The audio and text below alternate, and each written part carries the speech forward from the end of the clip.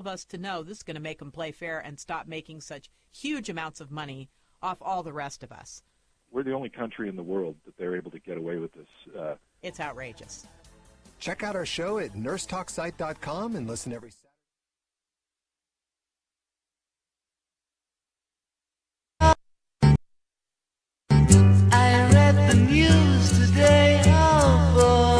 It's Wednesday, October 5th. I'm Nicole Sandler, coming from my studio in Coral Springs, Florida, with a calm before the storm edition of What's News.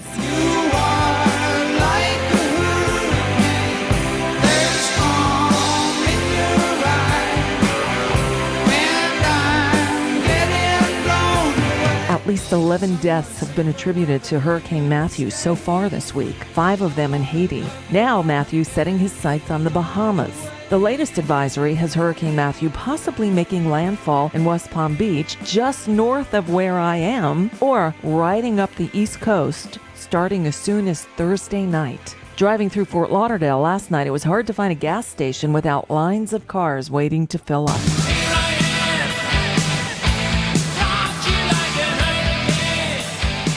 Meanwhile, at Longwood University in Virginia, Virginia's Senator Tom Kean faced off against Indiana Governor Mike Pence in the one and only debate between the two vice presidential candidates. And it was, well, pretty debatus interruptus. Excuse me. Here's a taste. The newly emboldened the aggression of Russia, whether it was in Ukraine or now their heavy-handed approach. Their heavy-handed approach. You both have said Vladimir Putin is a gentlemen, better we're going to leader get to than the Russia president. in just a moment, but I do want to get back to the question.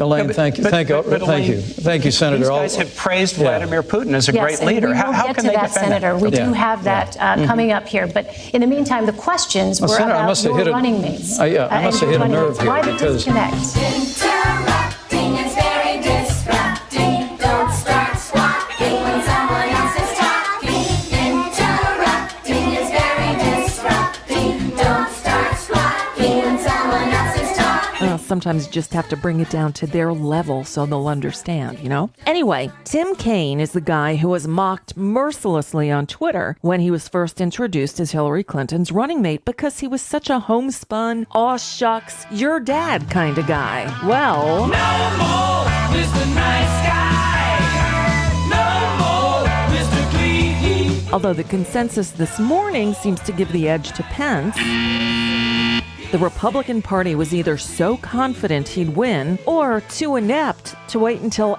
after the debate to post their articles proclaiming a Pence win. I believe it's the latter. I think you're crazy. Although Obamacare was discussed a little bit in the debate, it was Bill Clinton who raised eyebrows and a lot more with his comments on the stump in Flint, Michigan. But the people that are getting killed in this deal are small business people and individuals who make just a little too much to get any of these subsidies. So you've got this crazy system where all of a sudden 25 million more people have health care, and then the people who are out there busting it sometimes 60 hours a week wind up with their premiums doubled and their coverage cut in half. It's the craziest thing in the world. Of course, he later tried to walk that back. She believes that it's important to help families who still have not been able to find affordable insurance. Look, the Affordable Health Care Act did a world of good. And the 50-something efforts to repeal it that the Republicans have staged were a terrible mistake. We, for the first time in our history, at least, are providing insurance to more than 90% of our people. But there is a group of people, mostly small business owners and employees, who make just a little too much money to qualify for Medicaid expansion or for the tax incentives, who can't get affordable health insurance premiums in a lot of places. So she has proposed to take the next step in this and do what the president tried to do the first time, and she supported, which is to allow people 55 and over to buy into Medicare and allow others to have a public option that looks like the expansion of Medicaid they can afford. It's the right thing to do. But here's a little secret between you and me. Although the second comments were good, he was also right the first time. It is crazy. And as someone who has spent the last few months fighting lung cancer and dealing with insurance purchased at healthcare.gov, oh boy, are we going to have some great discussions when I return to my show here on the Progressive Voices Network. Right now, the timetable for that, as well as the fate of the Thursday and Friday editions of What's News, are in the hands of Hurricane Matthew. Don't know why there's no sun up in the sky. Stormy weather. Today is the final day to prepare, as our weather will be deteriorating as we head into tomorrow and Friday, as that is when we're expecting the closest approach, or there is still the slight possibility of a landfall along the east coast of Florida with Hurricane Matthew. So follow along. Follow me on Twitter at Nicole Sandler, on Facebook, The Nicole Sandler Show, and Nicole's blog at NicoleSandler.com. I got good news. And I'll keep you posted there. If Matthew and power permits, I'll return with another edition of What's News tomorrow, right here on the Progressive Voices Network.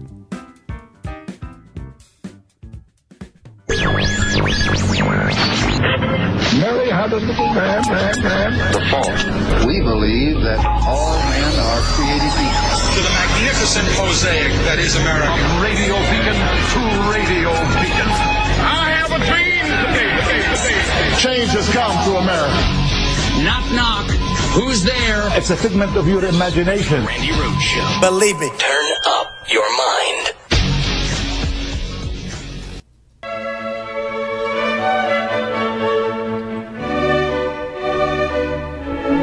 Donald Trump and Mike Pence have said he's a great leader. And Donald Trump has Do you like Vladimir Putin's comments about you? Sure. I've already said he is really very much of a leader. Governor Pence said, inarguably, Vladimir Putin is a better leader than President Obama. That is absolutely inaccurate. I think it's inarguable that Vladimir Putin has been a stronger leader in his country than Barack Obama has been in this country. Donald Trump and I would never support legislation that punished women who made the heartbreaking choice to end a pregnancy. And do you believe in punishment for abortion? Yes or no, as a principle? The answer is that there has to be some form of punishment. For the woman? Yeah. All right, He's gentlemen, going to release his I need tax to ask you returns when the about audit Social Security. is over. I don't mind releasing. I'm under a routine audit. Community policing is a great idea. I would do stop and frisk. I think you have to. Ours is an insult-driven campaign. Crooked Hillary. Crazy Bernie. He's a war hero because he was captured. I don't know what I said. Blood coming out of her wherever. If Hillary Clinton were a man, I don't think she'd get 5% of the vote. Donald Trump has said it. Deportation force. Cannot believe. You're going to have a deportation force. He's got kind of a personal Mount Rushmore. Vladimir Putin, Kim Jong-un, Muammar Gaddafi, and Saddam Hussein. Do you stick by the idea that the Middle East would be more stable today with Saddam Hussein and Gaddafi in power? 100%. If you look at North Korea, and you got to give them credit. More nations should get nuclear weapons. Don't try to defend that. Well, he never said that. Maybe they would, in fact, be better off if they defend themselves from North Korea. Maybe we would be better off, including with nukes, yes. Donald Trump, on the other hand, didn't know that Russia had invaded the Crimea. Oh, that's nonsense. He's not going into Ukraine, okay? Just so you understand. He's not going to go into Ukraine. You want to use a big tar brush against Mexico? He also said, and many of them are good people. You keep leaving that out of your quote. They're bringing drugs. They're bringing crime. They're rapists. And some, I assume, are good people. Hat tip to the Huffington Post. Beauty. Nice debunk. Nice debunk with video. That's a gorgeous thing. Okay, so there you have it. That was the debate last night. And so I put up a poll, who won, and I included neither because I don't think either of them won, unless you want to say that Mike Pence was asking for a job as a lobbyist on K Street. In that case, he won. Because his job last night was to defend a Donald Trump, and he defended a Donald Trump that doesn't exist. So I can't say he won anything, because the candidate that he was defending there, the Pence, is a guy that never ran for president that we don't know, that we haven't met. the guy that we've met over the past 15 months, said all those things that Mike Pence said. He never said that. So Mike Pence lied his way through 90 minutes last night, which is a great character plus if you're going to be a lobbyist on the K Street. Lying is essential.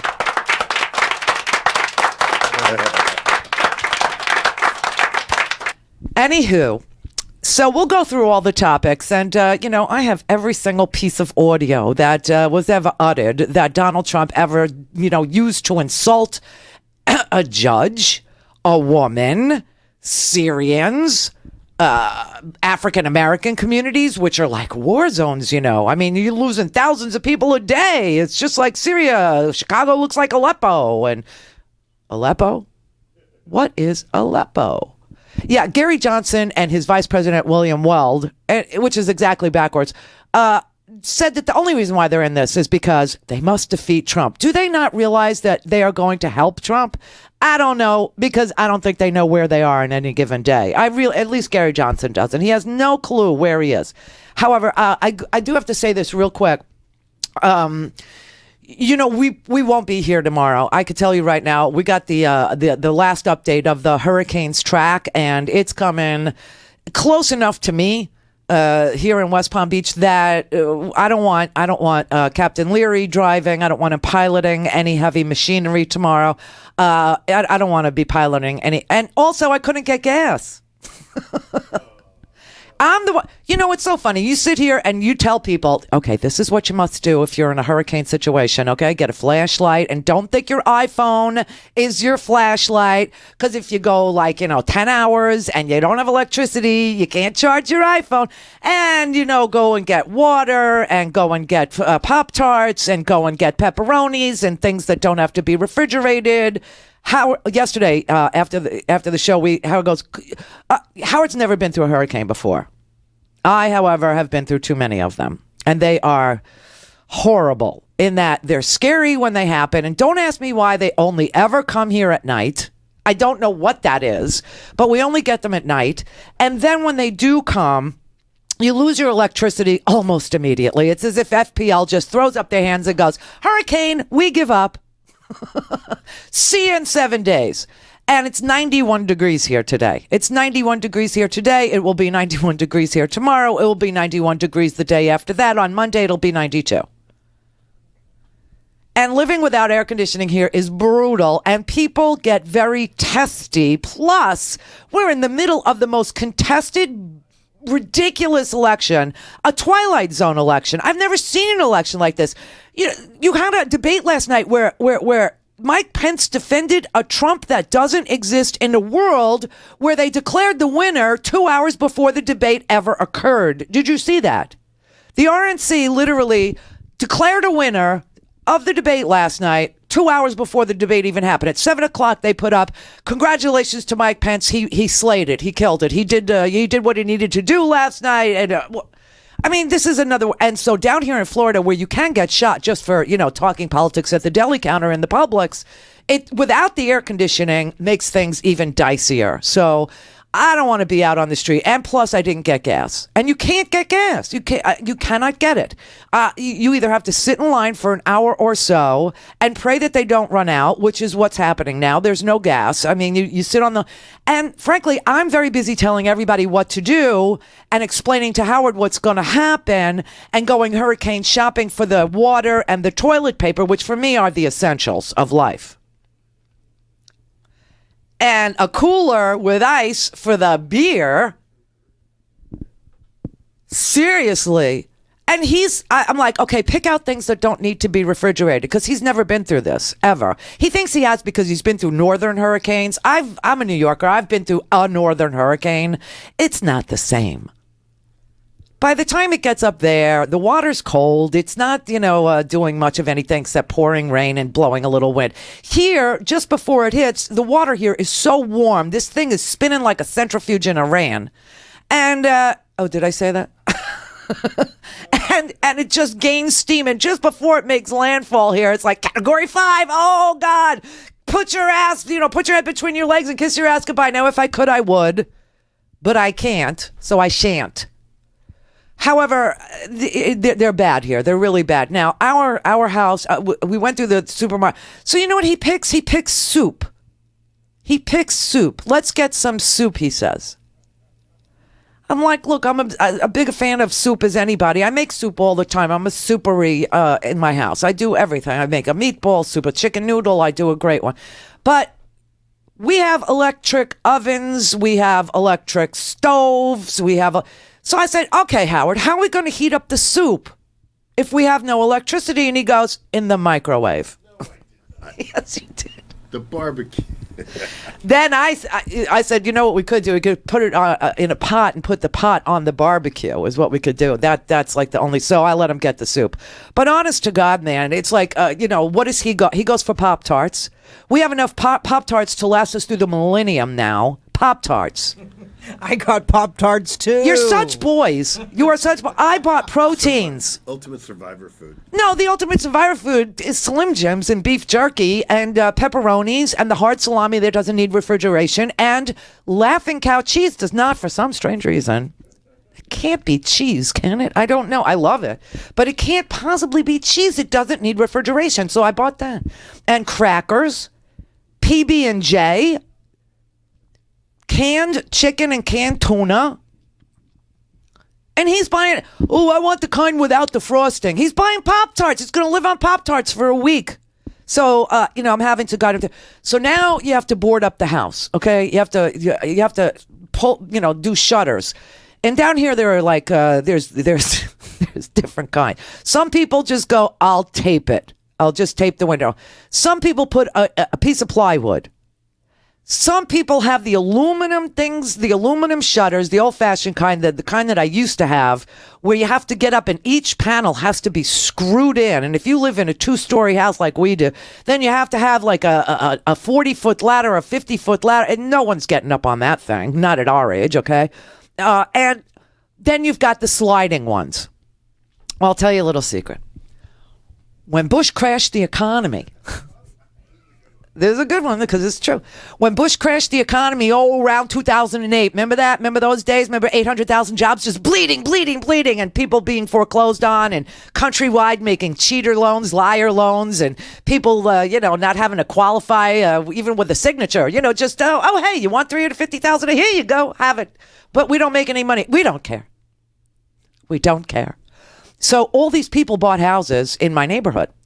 And they got foreclosed on. And there was this one woman about 3 houses away from me who was being foreclosed on. And what happens then is they sell everything that's not nailed down in the house, on the house, around the house. I mean, if there were rocks in the garden, they'd bag them up and sell them as gravel. Do you know what I mean? It just didn't matter. And this woman had the good hurricane shutters that the builder offered when the house was first built. But I couldn't afford them because really good shutters, the kind that slide closed where you don't have to get up on the ladder and screw each panel into the freaking concrete. Those are like anywhere from $8,000 to $15,000, depending on the size of your house. For our house, it would have been $10,000, $12,000 back in the day. You're talking 16 years ago.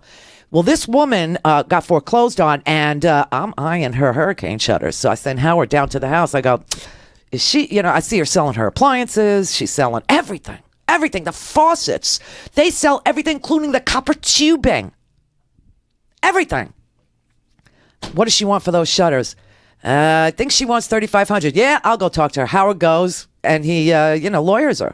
We got those shutters, what did we pay, $2,500 for those shutters? Those shutters are worth $12,000, and today they're priceless, Johan. Priceless.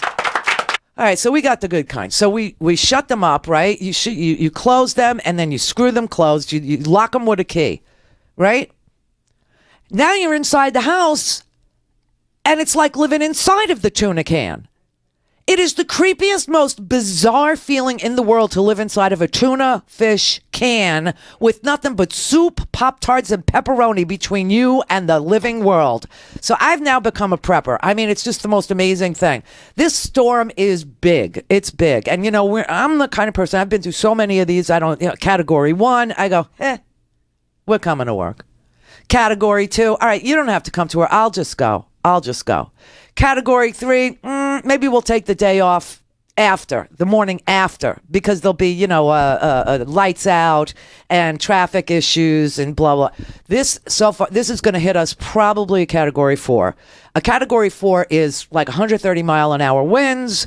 You got these gusty winds that are, and it looks like it's going, I don't know that it's going to make a direct hit. Skeletor, our governor, he's like, oh God, why did this have to happen on my way? Go up to Nikki Haley. Go up to her. By the way, no offense, but the guy that does American Sign Language for Nikki Haley, I don't think he's doing American Sign Language. I don't speak American Sign Language. I don't do American Sign Language. But there's something about that guy that tells me that he's standing there saying, can you believe this bitch? Do you know what I mean? I'm not sure, but if anybody catches one of those Nikki Haley press conferences that does speak American Sign Language, give us a call and let us know if that guy is for real, because he's very bizarre. Now, our American Sign Language signer that appeared with Skeletor seems like she's doing the right thing by the hearing impaired. However, Nikki Haley's, I'm not really clear that person is speaking any language. It's a very strange press conference, I must say. So we will not be here because, listen, tomorrow, I don't want anybody on the road. I just don't think it's a smart idea. I don't think it's a good idea. If you're, people that are listening around the area, you know what I'm talking about. For people that don't, trust me, I'm making the right call here. I just pray to God the roof on this place doesn't rip off and take out all of our equipment, because that'll take us off. Look at that track. Look at that. See, I'm showing it to you. Okay, we're in the pink. We're right there in that pink area. Sure, of course, I'm a woman. See West Palm? That's where we are. And that's the hurricane warning. So I'm just going to, shut it down. Now, what we did do before the show, you may have noticed or not, I couldn't believe how fast people do this, but we went live on Facebook for a minute just to... from your phone, right from your cell phone? From my cell phone, just to make sure that I could do it if I had to talk to you. Well, to talk to you. Drunk. Tomorrow. Drunk Facebooking from the eye of the hurricane. Inside the tuna can. So, yeah, we could talk to you. So we'll be able to talk to you tomorrow.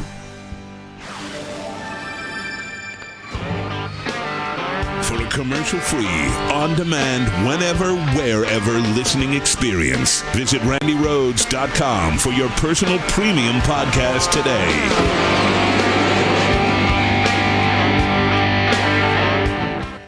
I am so excited to announce that ITM Trading is back to sponsor our new show. ITM Trading is a precious metals company that was a very loyal sponsor of mine for years and years, and our reunion couldn't have happened at a better time. 2016's been great for me and for gold. Did you know that gold outperformed the Dow this year by over 3 times? Since January, the Dow Jones is up 8% and gold is up over 26%. Some of the wealthiest and most powerful people in the country are diversifying huge sums of money into gold because they know diversification is the key. And maybe it's time for you to get diversified too. It's time to talk to my friends at ITM Trading about gold and how it can help you. Call them at 1-888-OWN-GOLD. They've been in business for over 20 years. They have an A+ rating from the Better Business Bureau. And if you'd like to know how to diversify with gold, call ITM Trading at 1-888-OWN-GOLD and ask for a free gold kit. 1-888-OWN-GOLD. 1-888-OWN-GOLD. I'm Rick Smith, and this is Labor History in 2. On this day in labor history, the year was 1945. That was a day known in Hollywood as Black Friday. After World War II, the movie industry began to rake in profits. But they did not pass those profits along to their employees. 10,000 members of the Conference of Studio Unions were on strike. They were part of the Brotherhood of Carpenters and Joiners. They were also in a jurisdictional battle with the International Alliance of Theatrical Stage Employees, or IATSE, over who should represent stage decorators. The strike wore on for half a year. The studios had more than 100 films backlogged and were able to wait out the strikers. But as the strike continued and the studios remained silent, pressure mounted. Despite the tensions between the two unions, thousands of IATSE members refused to cross the picket lines. On Black Friday, the strikers decided to concentrate their efforts at the Warner Brothers Studios gate.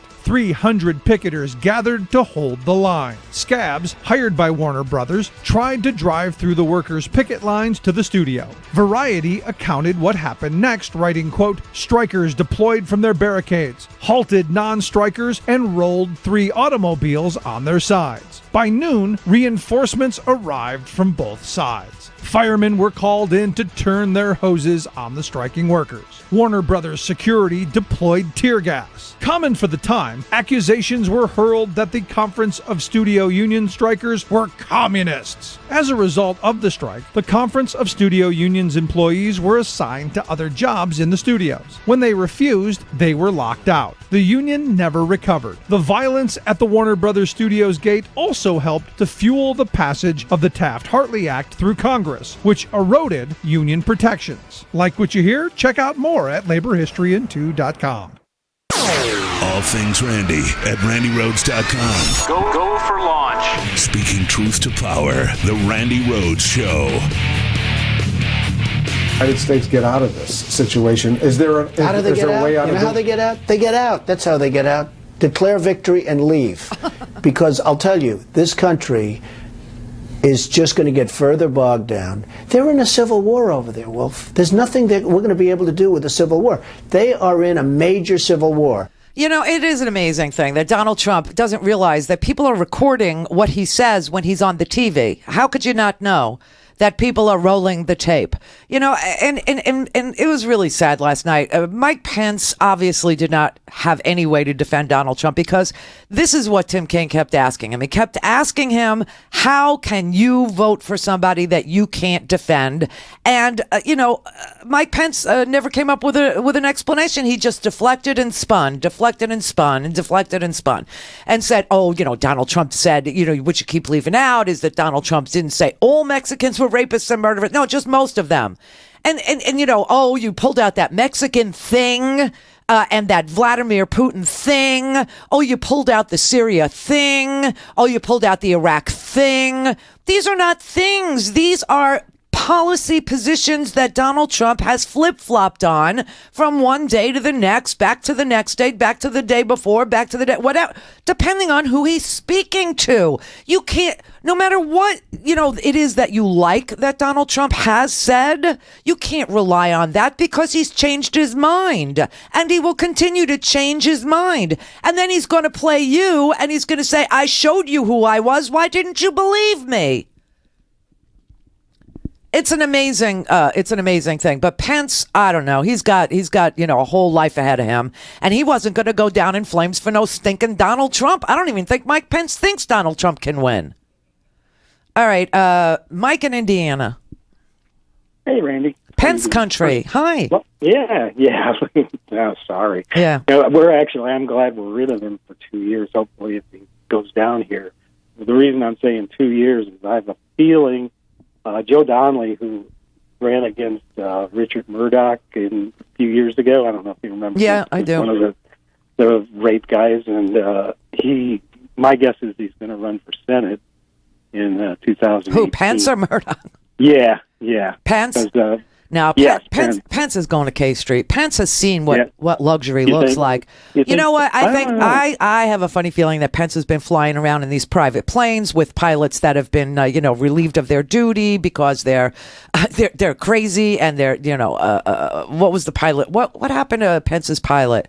It was a really great. Oh yeah, right. Yeah, I did hear about that. Yeah, right. He was a child molester or something. He was driving at somebody. He almost hit somebody. But he didn't almost hit somebody. He was running people down with his motorcycle. That's what it was. Yeah, he ran a woman over with his motorcycle, and then he ran a guy over with his Crown Victoria car. Yeah, and he got fired from Eastern Airlines. 8 years old or something? But But the point is that Pence has been exposed to this kind of luxury. And once you have private planes, and once you've seen Donald Trump, play the tax system, and how many special interests there are out there, and you've become a Koch brothers, patsy, there's no going back to good government. Not that Pence ever knew what good government was, but there's no going back to a public servant salary. Pence is going to go and he's going to become a lobbyist. You watch. And I'll tell you where he's going to end up. He's going to end up at a company called Greenberg Traurig. That's where all of them go. That's where Rudy Giuliani goes. That's where, Rudy Giuliani, think about this. He was a prosecutor, and then he was the mayor of New York City on 9/11. Then he started his own law firm called Bracewell Giuliani, went bankrupt. Okay, they're good at that. Those guys. They're so good at driving companies into the ground and taking for themselves and leaving nothing in the wake. And now he's over at Greenberg Traurig, and so will Mike Pence. They'll all go over there. I mean, they're all. It's a Miami law firm. Trust me, it's a known entity. Oh, okay. Well, that's good to know. Yeah. Well, we'll see. I don't know. I just thought maybe he would try running against Joe Donnelly, who's kind of Democrat light anyway. Yeah, but would you? That's all we get. So here's my question. You're in Indiana. From what I see, your state hates him. Well, but if you look at how does he get elected statewide? I mean, Senate isn't. It's not district. It's not. It's statewide, and people hate Mike Pence in Indiana. Yeah, he ran against a fairly weak guy I understand what you're saying, but people in Indiana really despise Mike Pence. They despise him for his homophobia that cost the state everything from concerts to conventions to, people in that state just despise that man. And you are in the Midwest, you're the last in growth for jobs, the last, right? I happen to be in the north part of the state, which actually has pretty decent. It's better than southern Indiana on the Ohio border there. But I just can't imagine Mike Pence getting elected statewide after everything he's shown you. I don't know. It's hard. Yeah, it's hard to say though. Trump is way ahead according to Nate Silver. Well, Trump is way ahead according to Nate Silver. Yeah, the spread is like 80 points or 90 points. How Nate Silver rates is. What are you talking about? Well, on Nate Silver's predictions, you're familiar with Nate Silver? Yeah. Yeah. Well, there's only like a 7% chance Trump or Hillary's going to win in Indiana. Oh, in Indiana. I see what you're saying. Right. We did go for Obama, though, in 2008. So right. I thought you meant... Pretty unusual. Yeah. Well, we'll see. But look, he's not going to be our vice president. There's just no chance. Yeah. All right. Well, don't pawn him off on us. We don't want him in the Senate. We don't want him anywhere near legislation. I'm glad he didn't. That got him out of our governorship. So I was glad to see him take the offer from Trump because he may have won again, sweep 5. Oh, your phone's fading. I'm going to let you go. Listen, I wanted to talk to you about, this court case in Indiana. This was an amazing thing. And last night, they got right up to it and then backed off. Listen, the moderator, she, yay,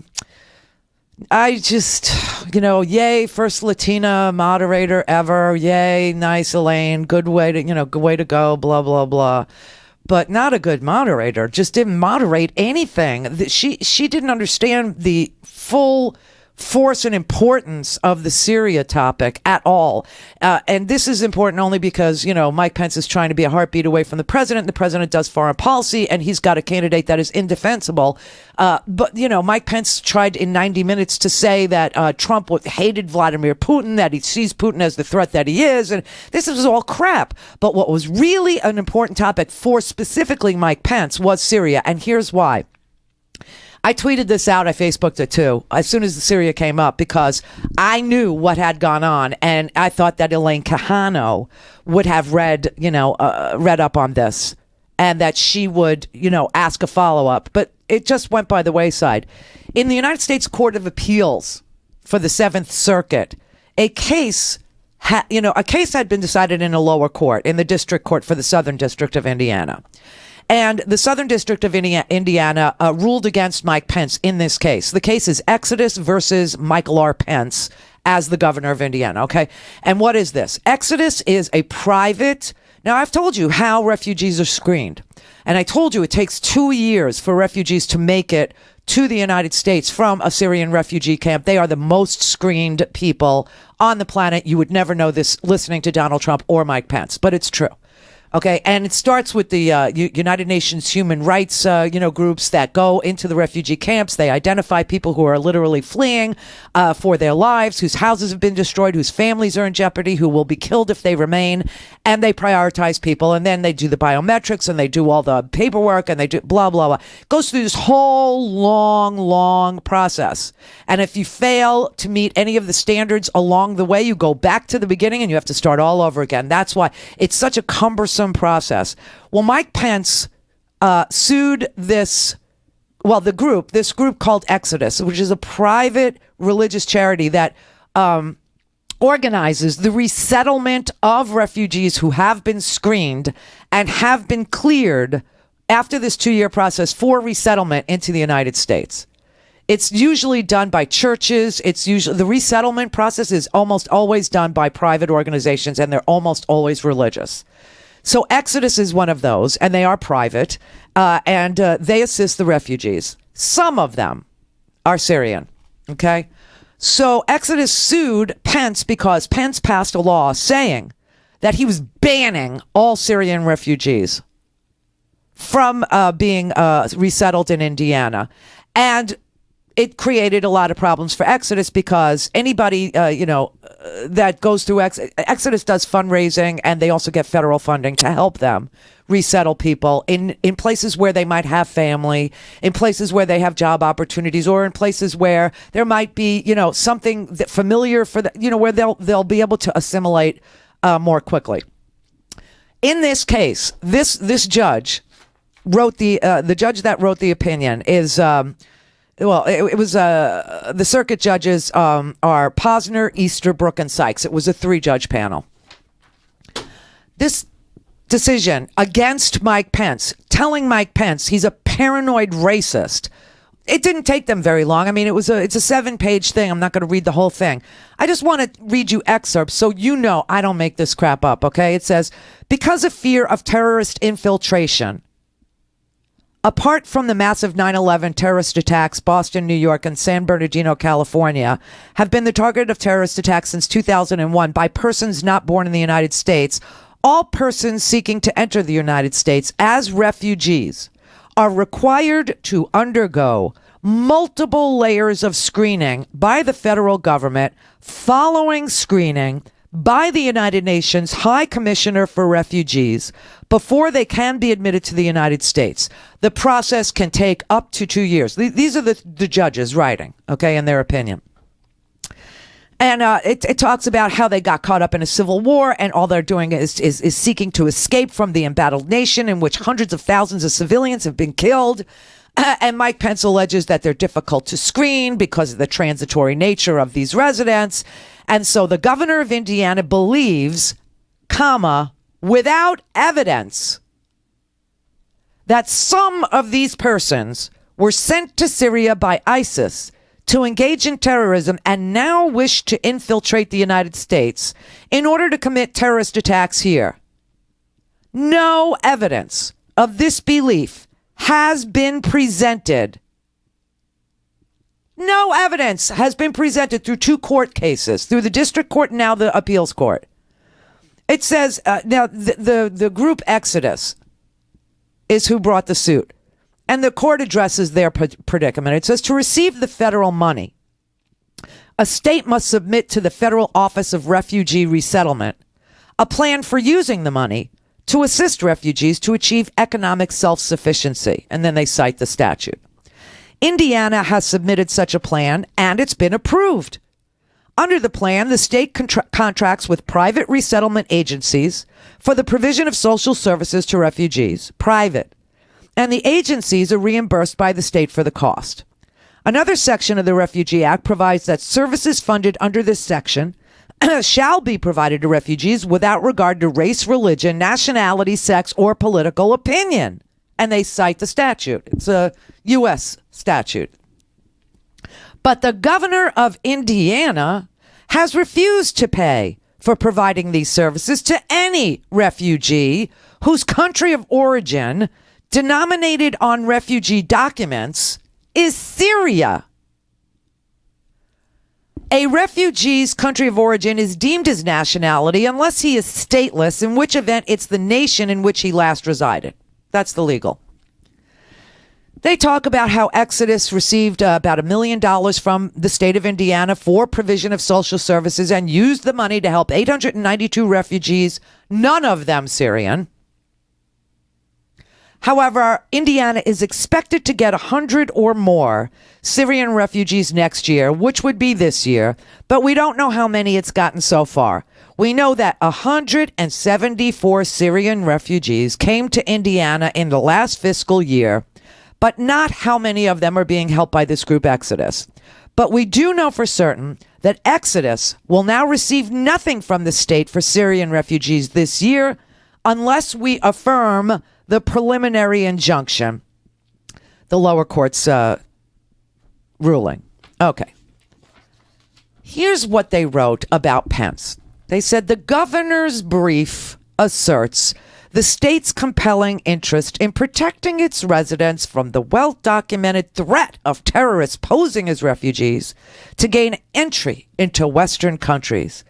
But the brief provides the court no evidence that Syrian terrorists are posing as refugees or that Syrian refugees have ever committed acts of terrorism in the United States. Indeed, as far as can be determined from public sources, no Syrian refugees have ever been arrested or prosecuted for terrorist acts or attempts of terrorist acts in the United States. And if Syrian refugees do pose a terrorist threat, implementation of the governor's policy would increase the risk of terrorism in whatever states Syrian refugees were shunted to. Federal law does not allow a governor to deport to other states immigrants he deems dangerous.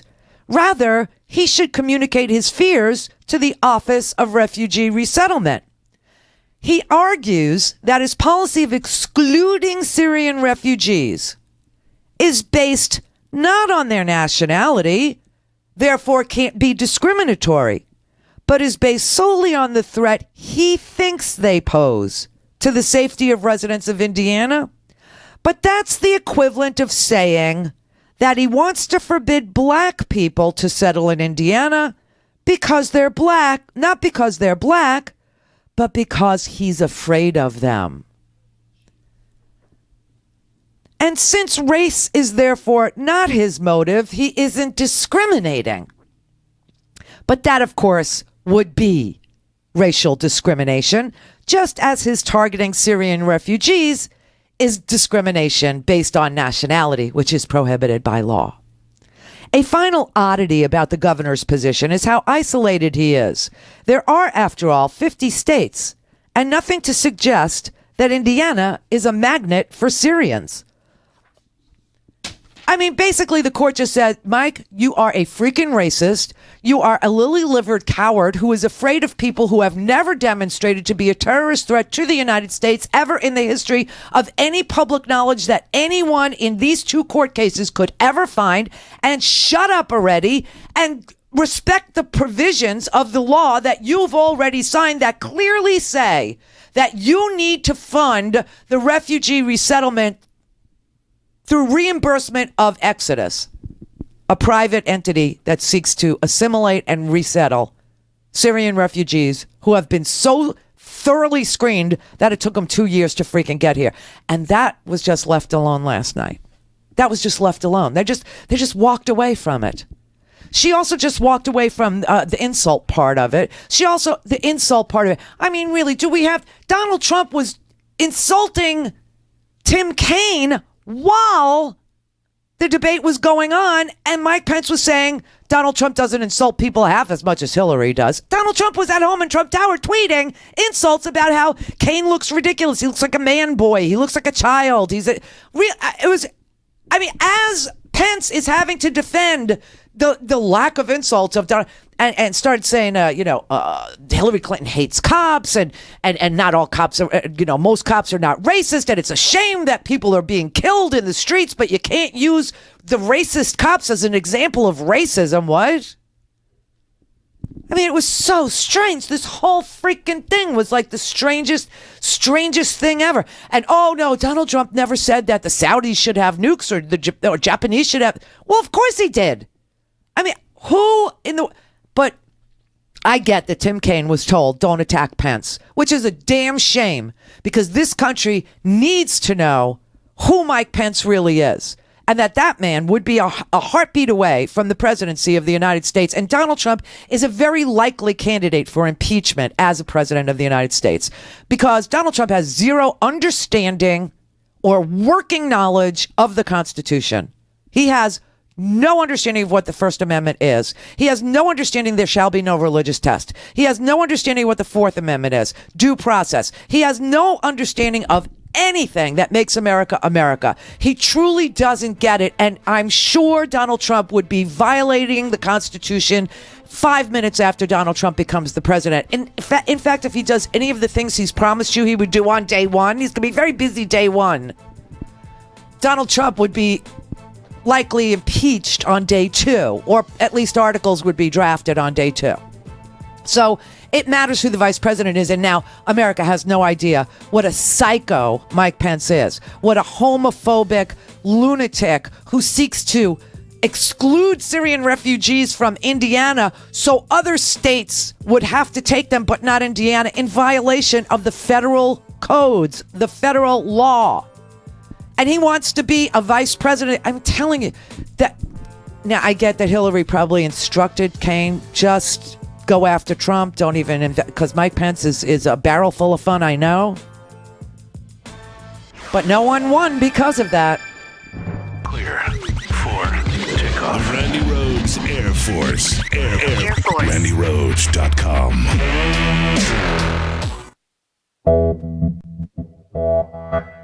You're listening to WIN, Workers Independent News, a production of Diversified Media Enterprises. I'm Doug Cunningham. The Illini nurses strike in Minnesota is turning into what may become the longest nursing strike in state history. 4,800 nurses are still on the picket lines after rejecting Illini's latest offer. A picket sign called that offer, New Lipstick, Same Pig. Nurse Angela Bicchetti is on the bargaining team for the Minnesota Nurses Association at Illini. She says this strike is financially costly for Illini, so it's clearly not just about money. Nurses are convinced it's about trying to bust their union and neutralize their voice for patients. If it was all about the money, this would have been figured out a long time ago. The nurses feel like this is about their voice and their power. They need to stick up and fight for their patients. Yeah, they're trying to take our voice away and bust the union, and these nurses are fighting up against it. Bicchetti says that staffing and health care issues remain the core issues in the strike. The nurses have been on strike since Labor Day. The Chicago Teachers Solidarity Campaign Tuesday delivered a message to Mayor Rahm Emanuel. Chicago Teachers Union has strong community support in their fight for a fair labor contract and sustainable, high-quality public schools. 50 organizations in the coalition say they support CTU's decision to strike next week if the city doesn't agree to a fair contract by then. Chicago Teachers Solidarity Campaign spokesman Stephen Ashby says teachers have strong community support in Chicago because they are fighting for much more than just good jobs for teachers. This union has really inspired people by challenging racism. The 50 school closings in 2013 were overwhelmingly black and Latino neighborhoods. They're wiping out neighborhood schools and replacing them with charters. They've decimated the number of black teachers in the school district. It's a racist system, and the CTU is challenging that. And they're saying also, our fight is not just about us and our kids and our classrooms. It's the austerity drive of the United States. They're very open about saying we're really taking on an upside-down system, a system that is favoring the rich. Chicago Teachers Union members have worked without a contract since June of 2015. The Chicago Public School Board is demanding pay cuts for teachers. A Newsweek investigation has found that in 2 of Donald Trump's last 3 construction projects, he used Chinese steel and aluminum instead of buying U.S. steel and aluminum from companies in Pennsylvania, Ohio, Michigan, and Wisconsin. Even as Trump uses Chinese steel and aluminum, he's trying to sell workers in these states on the idea that he's supposedly on their side when it comes to trade with China. The Newsweek story says Trump's use of Chinese Chinese steel has deprived untold millions of dollars from 4 key electoral swing states and sent that money to China instead. Brought to you by Union Active, your certified iOS and Android mobile app developer, offering high-quality, union-made mobile apps backed by a support team which upgrades your product to every new mobile operating system. Features, pricing, and examples are online at unionactive.com. You've been listening to WIN, Workers Independent News. For more information, visit laborradio.org.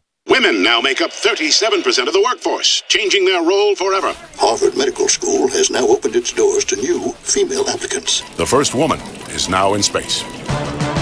The majority of last year's doctorate degrees were earned by women. We've come so far, but our news is changing for the worse. More women die from heart disease and stroke than men, even though it can be prevented. Make a change at GoRedForWomen.org today. Brought to you by the Ad Council and the American Heart Association's Go Red for Women. The Randi Rhodes Show is brought to you by our partners at ITM Trading. Call them at 1-888-OWN-GOLD and ask for a free gold kit. 1-888-OWN-GOLD. The Randi Rhodes Show is live on RandiRhodes.com. Believe me. And the free Progressive Voices app for Android and iOS. Visit the App Store or ProgressiveVoices.com now. All right, we all watched it, or at least 3 of us did, right? Three people. I wonder how many. I didn't even look to see how many people watched that thing last night. 80. It was less than 2012 and 2008. Well, that was Sarah Palin era. The Sarah Palin era. Everybody, of course, watched for the Sarah Palin, right? Okay, so 5 people watched it is basically what it is. But if you saw it, 561-270-3844. That is our number, 561-270-3844. It's up there. Give us a call and tell me what you thought. Ken in Chicago. Hello. Hi. Hey, it's Kenny in New York. Oh, well, you came up Ken in Chicago. Well, I don't know. Hey, I just want to say what you were talking about before, all the stuff you were talking about getting together for we used to call that when I was in the can, the other can that you were talking about, or that you weren't talking about, but we used to call that a survival kit. If they lock down the jail for some particular reason or whatever, let's say somebody does something that they're not supposed to do, and they decide to lock everybody in, and you have no choice but to eat what they give you, then you make your own. And also, I want to ask you. Wait. What the hell are we talking about? Well, you were talking about before. You were talking about the stuff that you used for in case of a hurricane. Oh, yeah. And in prison. Yeah. So why were you in prison? Well, that's another story. Dumb stuff. All right, violent or non-violent? Non-violent. Okay, cool. I'm okay with you then. I was playing around with things that I shouldn't have been playing with. To make a long story short, I've done a number of state prison bids. A number which of them. Is one of the what's that? A number. Yes. Quite a, but not a big number. Let's start but, a segment called Mail from Jail. And everybody can just write in because obviously they are listening in prisons. You're not the first. You're not the first person I have talked to. All right, so what's in the survival kit? Well, basically tuna fish. They when I was upstate, they sold pepperonis and stuff like that. See, protein. But what's that? That's protein, right? It's what you. Yeah, right. well, it's whatever you get, peanut butter and jelly, a loaf of bread if you can get it. If it doesn't go bad on you, Right. But right. What are you guys are staying down there for the hurricane, or what's going on? Yeah, we're going to be here. I'm not leaving my house. Oh well, I spoke to my nephew. I got my house, and then I've got this place, and this place is. I'm renting this place. It's in a commerce park, and frankly, the behind me are windows, and they say that they're hurricane impact windows, and I'm counting on it because if those the reason why you have to cover your windows is because when the wind kicks up to you don't want to lose your windows. Well, what happens is the stuff on the street projectile. They become garbage pails, any loose furniture, chairs, outdoor. All your outdoor furniture, planters, all those things. When the wind, whips up like 75-100 miles an hour, these things become projectiles. They go through the window, and then all the rain comes in and your place floods. So the 2 things that you have to do is get your windows covered so the projectiles can't break your windows, and the other thing is to make sure that your roof is, sturdy, and we're on the top floor here. So I'm praying. That's why when it rains, you can hear it. I'm just praying to God that this roof and these windows are exactly what they said that they were when I rented this place. Yeah, I hear you. I spoke to my nephew a little while ago. He's about an hour away from you. He's up in Melbourne. Yeah. He's telling me that they're stuck there too because you can't get gas or anything, and he can't get like right now in that area. They can't get plywood or anything right now. I know. To board up the house, or that's crazy down there. It's crazy down here, and the craziness started yesterday. Everybody started getting in line to get gas, and then by last night, there was no gas to be had. And today, the lines at the gas station, I tried 3 different places. They're like, an hour, 2 hours long. If you can get in, they're all roped off that there's not even any gas left. Yeah, that's it. Wow. So they're counting the cars, and they're saying, okay, we got enough for this many cars at 15 gallons a car, or they're rationing it at this point. And on your car, it'll tell you what your range is, how far you can go. I can go 30 miles, and I live about 20 miles from here. So, yeah, so I have enough to get home, and that's it. All right, well, I'll be watching to see if you put anything on Facebook or whatever. Yeah. And what'd you call it, drunk in the can? I'm going to drunk Facebook. Drunk in the other can. Yeah, I'll be drunk in the tuna can is what I'll be. All right, thanks. Take it easy, Randy. Stay safe. Stay out of jail. Yeah, I'm sure. Well, I'm working on it. So you can't vote, can you? No, but, I watched some of the debate last night. Did they or didn't they?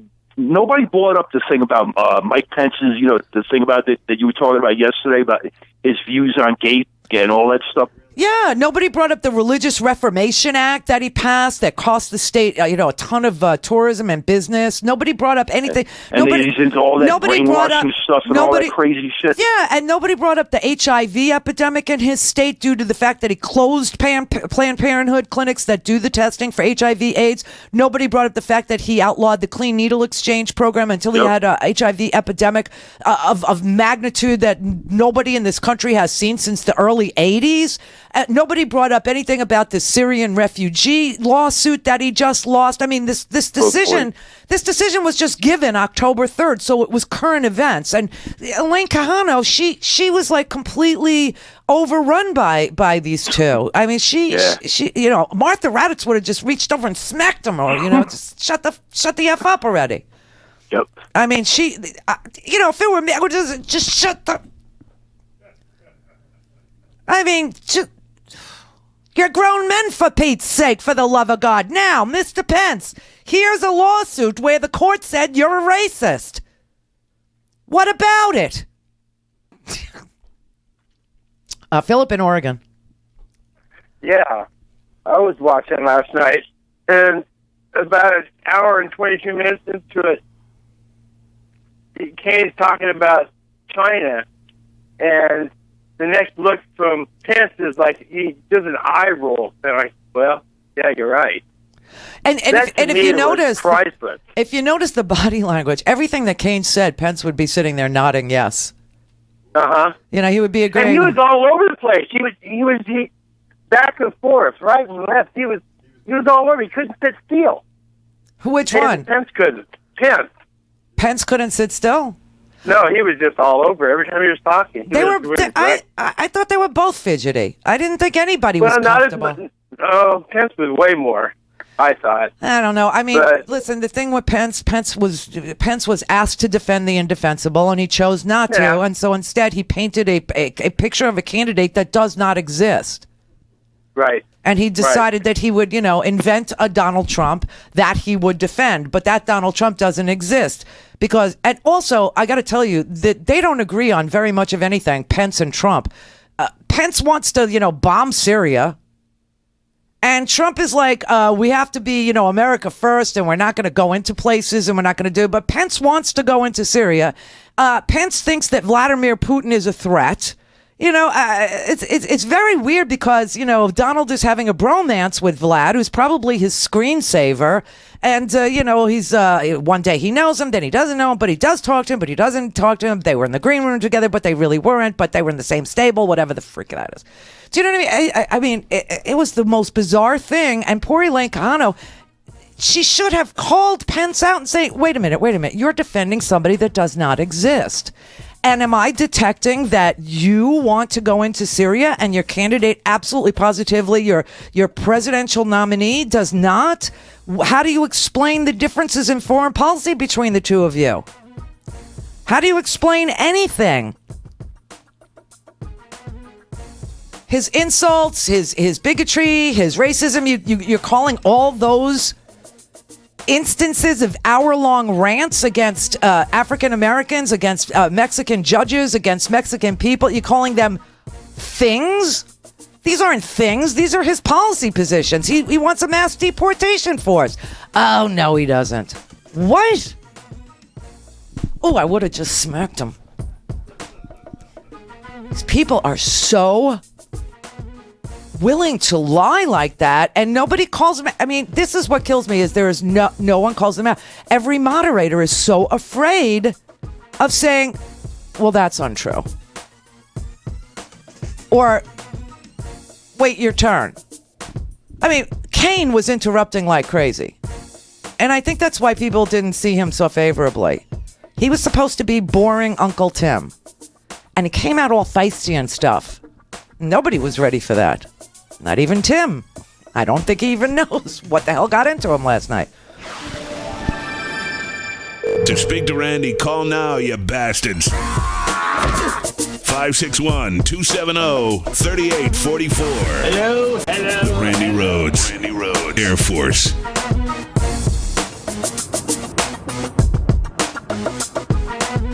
Your phone can be a source for progressive power. Yes, it can.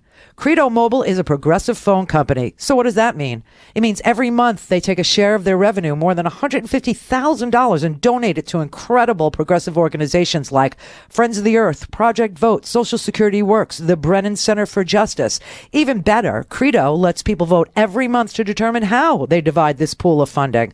Not only does Credo fund progressive causes, but you get to use the phone of your choice with great service. Right now, Credo has a special deal for Randi Rhodes Show listeners. Go to credo.com/Randi and get $150 off any smartphone of your choice, plus 50% off unlimited talk and text for 1 year. Just go to credo.com/Randi, credo.com/Randi, credo.com/Randi, or call 1-888-533-8225 and tell them Randi from the Randi Rhodes Show sent you. The phone company that represents your values, credo.com/Randi.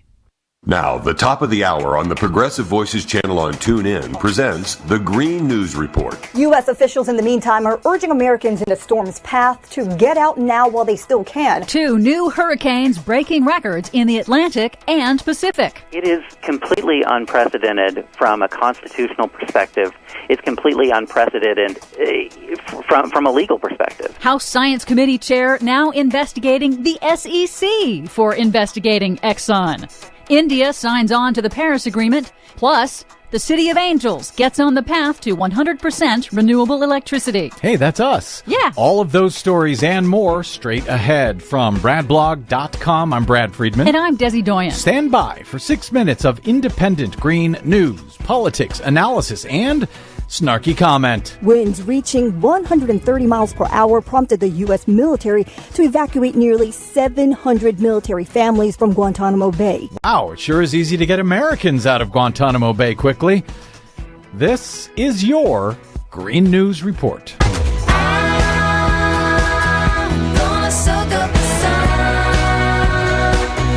Okay, Desi Doyen, not one, but 2 crazy, record, massive hurricanes going on right now. I know, here we go again. Yep. As we go to air, 2 new major hurricanes, both breaking records. First, in the Atlantic, Jamaica and Haiti are getting drenched by Hurricane Matthew, which intensified at record speed to a Category 5 over the weekend in just a little over 24 hours. It also broke the record for the farthest south any hurricane has ever been seen in the Atlantic Ocean basin. Haiti is particularly vulnerable, even without a direct hit from Hurricane Matthew, because its infrastructure remains damaged from the 2010 earthquake. Some 50,000 people are still living in temporary tent shelters after the earthquake, and aid groups say flooding from Hurricane Matthew will set back efforts to end a cholera epidemic. In the Pacific, Super Typhoon Chaba is a beast of a storm. It is the equivalent of a Category 5 hurricane on the Saffir-Simpson scale, winds 165 miles per hour. Typhoon Chaba also intensified in the Pacific with blinding speed into Category 5 super typhoon status. It is now the most intense hurricane on record to hit the western islands of Japan since record-keeping began in the 1960s. So we've got two hurricanes, both of them massive, and both of them taking very different paths than hurricanes usually take? Yes, most likely due to warming oceans, which has pretty much changed what used to be the normal path of hurricanes. The new normal. What fun. Here in the U.S., an escalation in investigations into what oil giant ExxonMobil knew about climate change science and when it knew it versus what it said publicly and to its shareholders. The Wall Street Journal reports that the federal U.S. Securities and Exchange Commission is now investigating Exxon. Good. How the company is valuing the future worth of its oil reserves amid efforts to cut fossil fuels and emissions around the world. And also, the SEC is investigating why Exxon hasn't readjusted the value of its current reserves to shareholders after the crash in global oil prices, like the other big oil companies have done. Really? Only Exxon hasn't? Right. Imagine that. In response to that reported SEC investigation, the chairman of the U.S. House Science Committee, Republican Lamar Smith of Texas, is escalating his defense of Exxon by investigating the SEC. Representative Smith, who has subpoenaed state attorneys general in New York and Massachusetts over their Exxon investigations, has now requested that the chairman of the SEC turn over all documents containing any information about the purpose, scope, or origin of the SEC's inquiry into Exxon. So the Science Committee is continually investigating people who are actually looking into Exxon's misrepresentation of science. Yep. And the committee is investigating the investigators instead of the people who lied about the science. That's right. Unbelievable. Meanwhile, the world is moving ahead with big international climate action.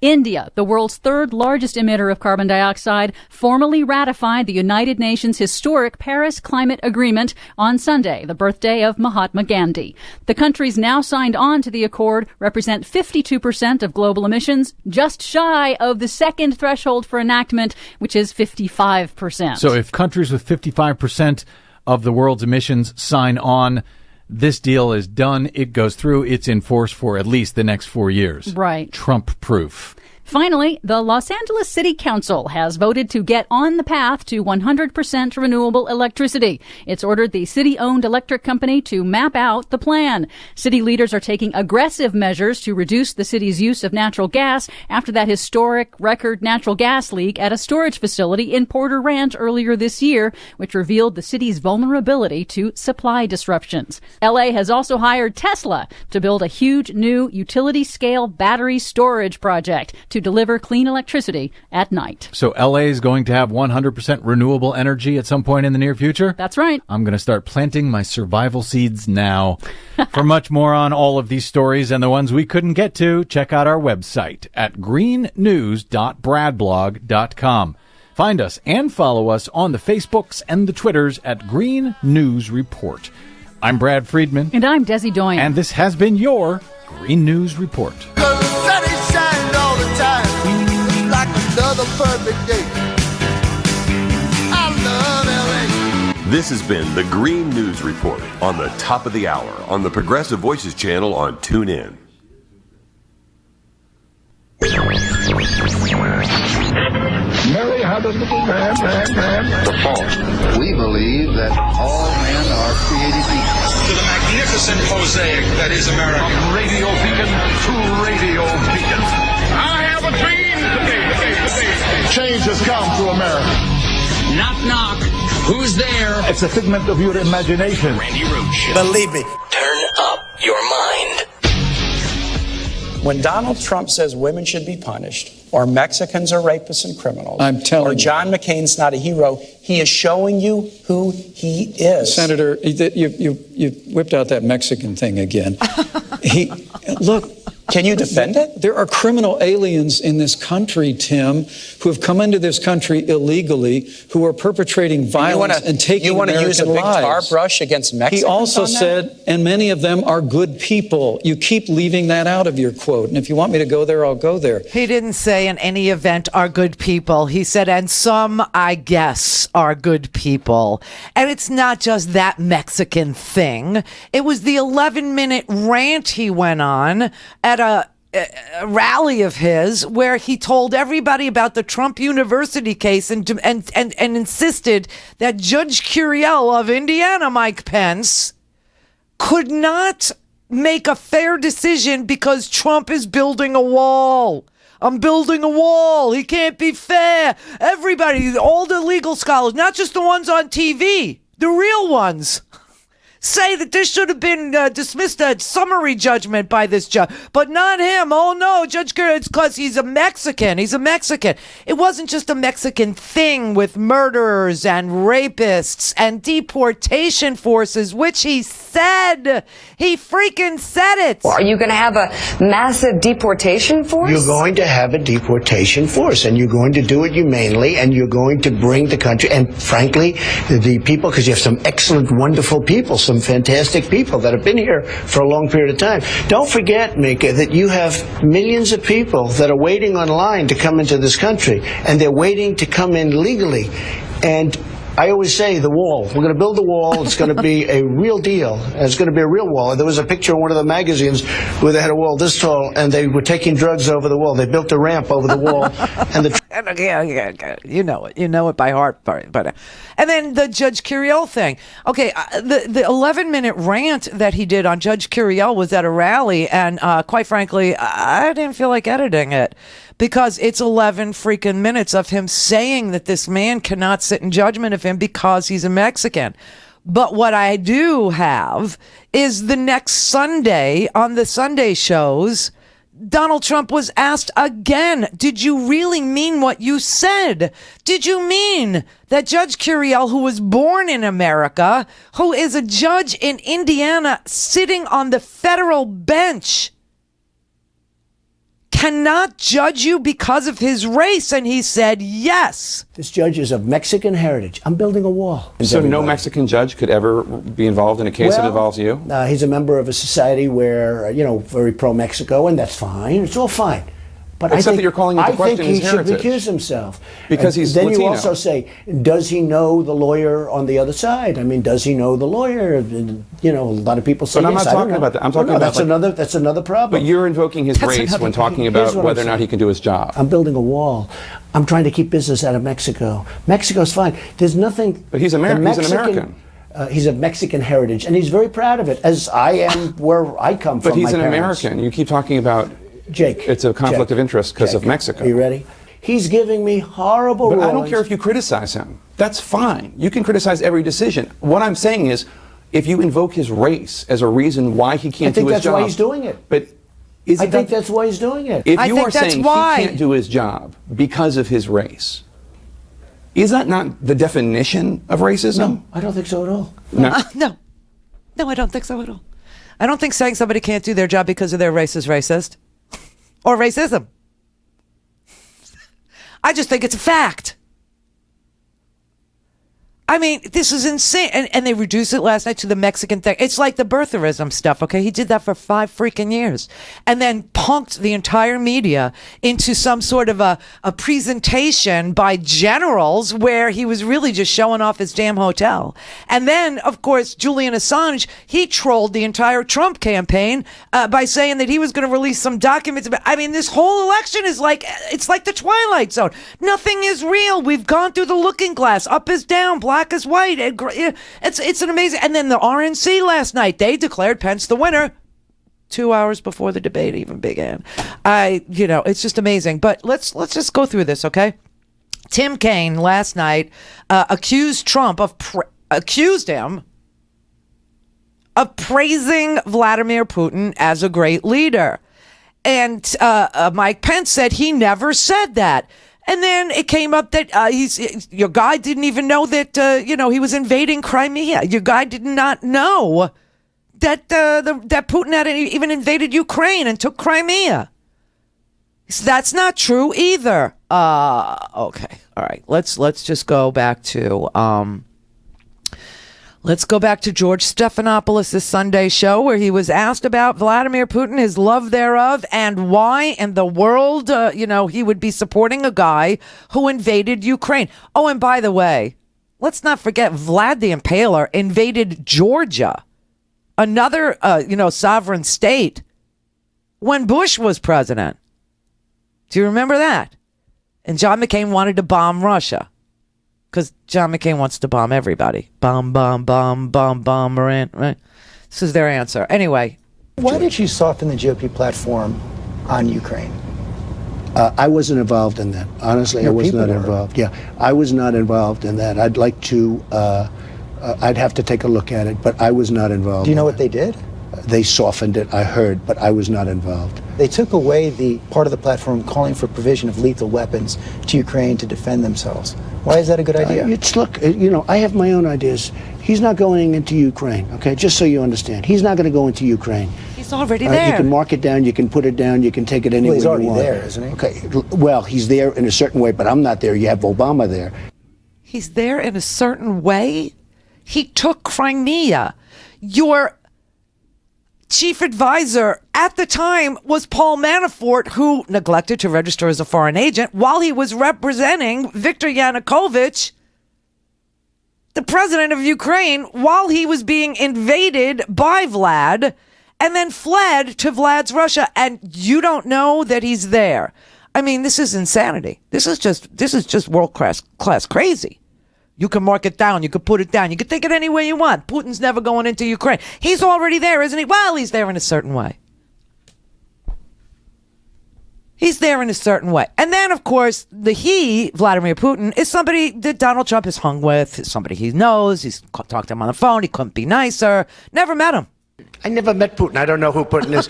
He said one nice thing about me. I do have a relationship, and I can tell you that he's very interested in what we're doing here today. I spoke indirectly and directly with President Putin, who could not have been nicer. And I got to know him very well because we were both on 60 Minutes.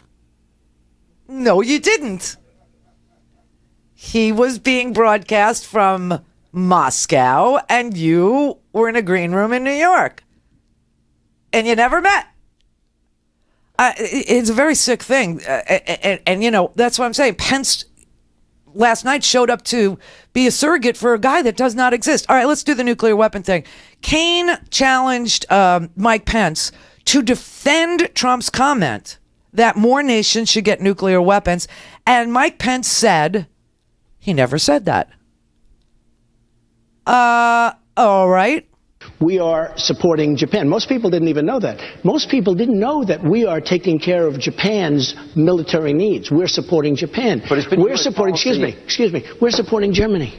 We're supporting South Korea. I order thousands of television sets because I am in the real estate business, my other life. Okay? It's been a U.S. policy, though, for decades to prevent Japan from getting nuclear weapons. That might be a policy, but South Korea as well. Can I be honest with you? Maybe it's going to have to be time to change because so many people, you have Pakistan has it, you have China has it, you have so many other countries now. So some proliferation is okay? No, not some. I hate proliferation. I hate nuclear more than any. My uncle was a professor at MIT, used to tell me about nuclear, used to tell me about the problem. That's contradictory about Japan and South Korea. At some point, how many countries have it? Iran is going to have it with one of the worst, one of the dumbest deals I've ever seen signed ever by anybody. Iran is going to have it within 10 years. Iran is going to have it. I thought it was a very good interview. So you have no problem with Japan, South Korea having nuclear weapons? At some point, we have to say, you know what? We're better off if Japan protects itself against this maniac in North Korea. We're better off, frankly, if South Korea is going to start to protect itself. Saudi Arabia nuclear weapons? Saudi Arabia, absolutely. Absolutely, Saudi Arabia should have nuclear weapons. Japan should have nuclear. South Korea should have nuclear weapons. What this moron doesn't understand is that what we want to do is rid the world of nuclear weapons. We don't want any nuclear material floating around. One of the things that Bill Clinton worked really stinking hard on, and it's a good damn thing that he did, was the nuclear material, gathering up nuclear material from all over Russia and those former satellites, those former Soviet nations now, because those materials could have ended up in the hands of lunatics like Osama bin Laden. Okay. And so I remember we went on this massive cleanup, oh my God. All right, let's do the abortion. Kane said Trump had said that women should be punished for abortion. Pence said, quote, Donald Trump and I would never support legislation that punished women who made the heartbreaking choice to end a pregnancy. Well, what crime is it? Well, it's human life. No, should the woman be punished for having an abortion? Look. This is not something you can dodge. If you say abortion is a crime or abortion is murder, you have to deal with it under the law. Should abortion be punished? Well, people in certain parts of the Republican Party and conservative Republicans would say, yes, they should be punished. How about you? I would say that it's a very serious problem, and it's a problem that we have to decide on.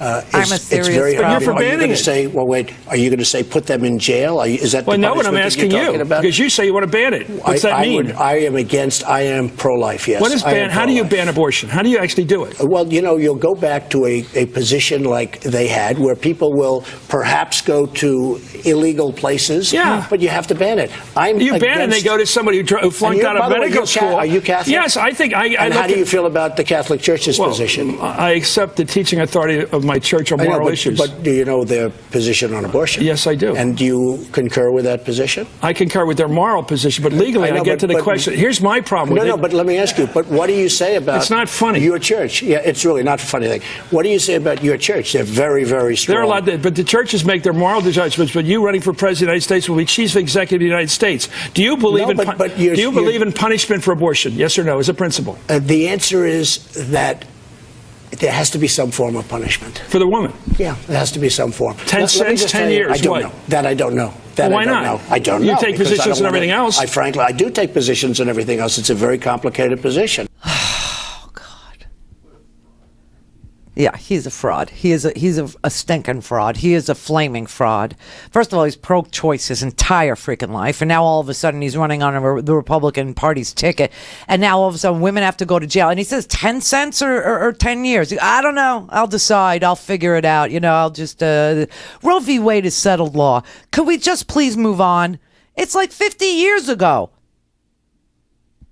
This is crazy. But Pence last night. Well, we would never support a law that would punish. Well, your candidate, your president there, wannabe, he does. He thinks women should go to jail. Then by the end of the day that day, he changed his mind 3 times that day about this because it wasn't popular. And so by the end of the day, he said the doctor should go to jail. Not the woman, the doctor should go to jail, which still puts us on a kitchen table in a back alley somewhere with a guy that flunked out of medical school. Dying for no apparent reason when abortion is safe and legal in this country if you should choose it for yourself. These people, they don't want government anywhere except in your uterus. They don't want government anywhere except in the tax code. They don't want government anywhere except, in the school. They don't want government anywhere except deciding that Syrians are scary and they can't come into Indiana. The fraud, the shrieking, shrill fraud of them. And then, of course, the whole thing with his deportation forces, and it was going to break up families. And I'm sorry, but you're just going to, Anderson, I'm sorry, but the family's going to have to stay together, and we're going to have to get rid of them. We're just going to have to deport them all. Well, he never said that. Maybe not 1,000 times, but 999 times he did. The Randi Rhodes Air Force. The Randi Rhodes Show is live on RandiRhodes.com and the free Progressive Voices app for Android and iOS. Visit the App Store or ProgressiveVoices.com now. With the Dow rallying back to recent highs, everything looks good on the surface. But the underlying data is saying something very different. Experts are saying another recession may be on the horizon, and if Trump wins the election, who knows how bad things will get. Are you comfortable with Trump holding the keys to America's economic future? Well, hell no. He scares the crap out of me. So there's something that we all need to do. protect yourselves. My friends at ITM Trading teach people how to use gold and silver as wealth protection in uncertain economic times. They make owning gold and silver a very simple process, and they even ship it right to your door absolutely free. So call my friends at ITM Trading at 1-888-OWN-GOLD and ask them to send you a free gold kit. It outlines how to protect yourself with gold and silver. Learn what you need to. Get started today. ITM Trading. Call them at 1-888-OWN-GOLD, 1-888-OWN-GOLD, and protect yourself today. Tell them Randy sent you. On the eve of the most important election of our time, bring your friends to an unprecedented event. The Sexy Liberal Tour goes coast to coast. Give it up for yourselves, sexy liberals. God bless you. I wanna be elected. Monday, November 7th, just one night. We've got to protect our phony baloney job, gentlemen. The Sexy Liberal Comedy Tour comes to your town. It's a special Get Out the Vote rally with a new original show in theaters nationwide on the eve of the election. What would you like to see a new government bring in? More wine. You've told your friends about it. Now show them what Sexy Liberal is all about. Stephanie Miller, John Fugelsang, and comedy duo Frangela are eager to make you laugh and get out the vote. The Sexy Liberal Show and Fathom Events make it possible for the #1 political comedy tour to come to your city with this one-of-a-kind event at select cinemas nationwide. Monday, Election Eve, November 7th. For more information and tickets, visit fathomevents.com. There's still a world left when this is all over. I'd like to buy you a beer. Did it, you bastards! We're live, and it only took 2 years. Okay. All right. So we're back, we're live, and you're there, and we're here, and ain't that great? Now let me just tell you that if you want to listen whenever and wherever you'd like to listen, just go to randyrhodes.com, click on podcasts and swag, and get your podcast commercial-free, on demand, on any device. randyrhodes.com. Open all day, every day. Call in, connect. To speak to Randy, call 561-270-3844. 561-270-3844. The man has very strong control over a country. Now, it's a very different system, and I don't happen to like the system, but certainly in that system, he's been a leader far more than our president has been a leader. We have a divided country. When he asked Mike Pence was that, well, what is this bromance between you guy and Putin? The sleeping bear never really sleeps; he only hibernates. But Donald Trump is sleeping with the sleeping bear. He's humping the haunches of the sleeping bear, trying to lift his leg in the middle of the night and get really, really close to him. I mean, this was it was bizarre. This whole thing is bizarre. 33 more days we're going to live in this nether region. 33 more days of the Twilight Zone, of up is down and left is right, and to the Republicans are now, fascists. I mean, 33 more freaking days of this. Anne Marie in Virginia. Hi, Randy. Hi.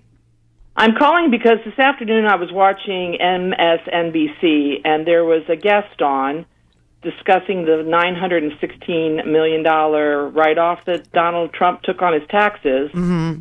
And my ears kind of perked up because I always wondered, how did he make that $916 million in order to lose it? And the guest kind of implied that he had looked at some prior tax returns before that big write-off, and he didn't see any income that Donald Trump actually generated in order to prove that he had made $916 million in order to then say he lost it.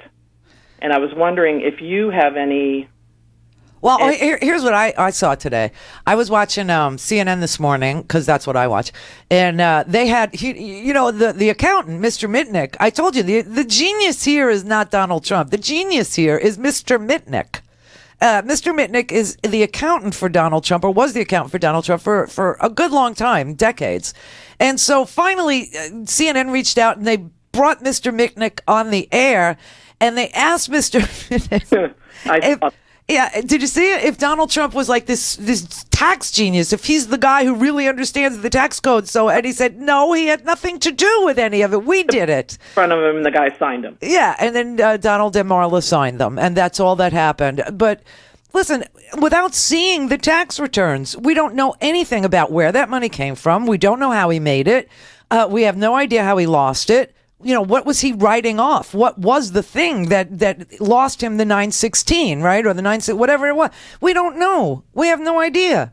And he also likes to say how expensive these golf clubs are and how $50 million, but then when it comes to tax time, lawyers say, oh, it's $1.35 million. Exactly. When it comes to appraising the property for the purpose of taxes, for property taxes, he way underestimates the value of the property, but then when it's time for him to borrow against it, he'll go to the bank and say, this asset is worth $50 million. I mean, right. That's why I'm thinking, What? Did I lose you? No, I didn't want to talk over you. I'm sorry. No, go ahead. Yeah, and that's what I was thinking. Is he playing that game too? Like, making all the $916 million loss out of thin air and then writing it off. But see, this is the thing. We're left to wonder. We know he's not honest. We know he's not straightforward. We know he's not the straight shooter that, he said he would be. We know that his vice president had to create somebody to defend last night that doesn't exist because you can't defend the indefensible.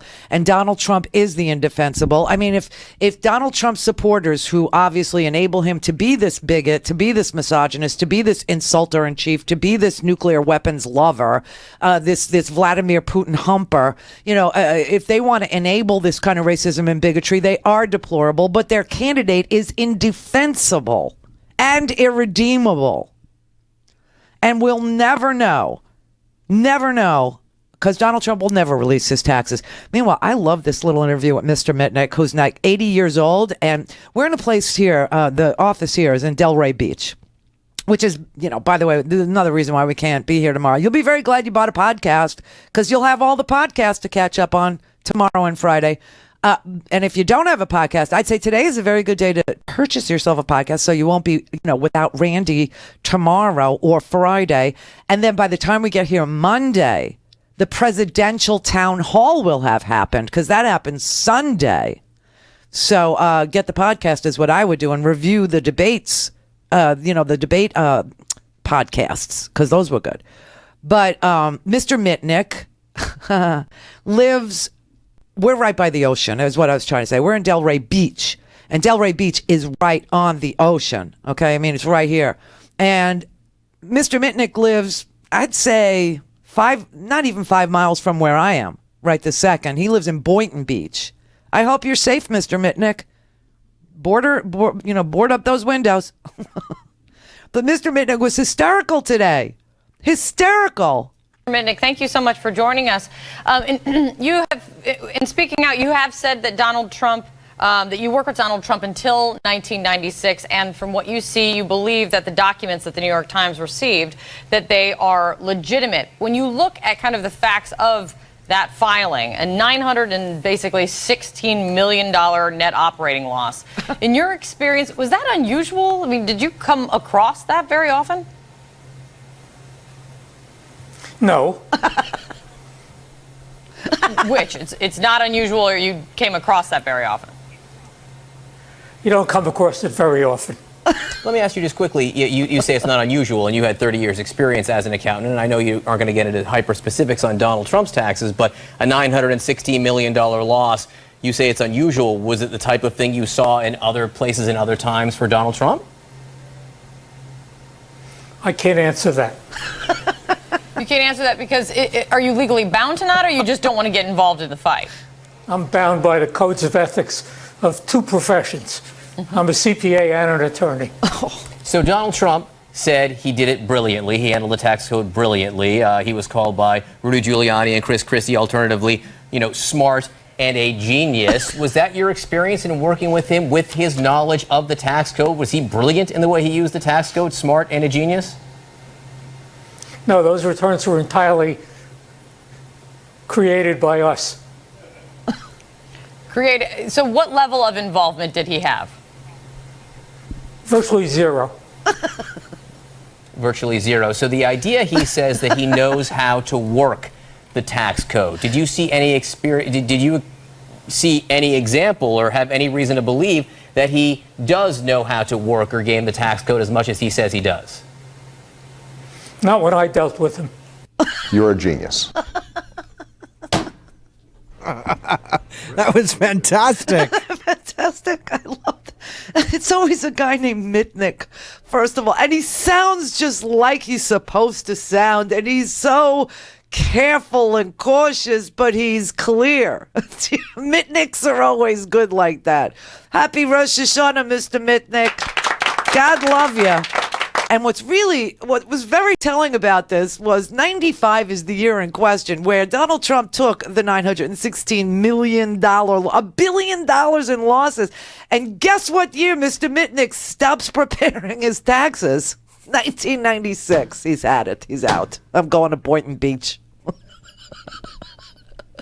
I put up a little picture there. Oh, there he is. There he is. Look how cute, Mr. Mitnick. He looks like everyone that I've ever had Rosh Hashanah dinner with. Everyone I've ever broke bread with during the High Holies.